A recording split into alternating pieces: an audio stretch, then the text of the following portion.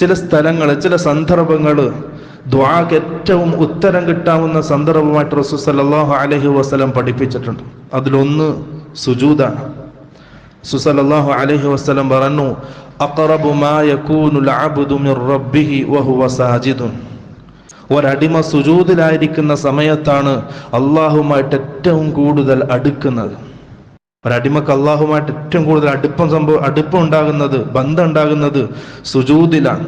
ഫഅക്സിറു ഫീഹി അദ്ദുആ. അതുകൊണ്ട് നിങ്ങൾ സുജൂദിൽ ദുആയെ അധികരിപ്പിക്കുക, വർദ്ധിപ്പിക്കുക.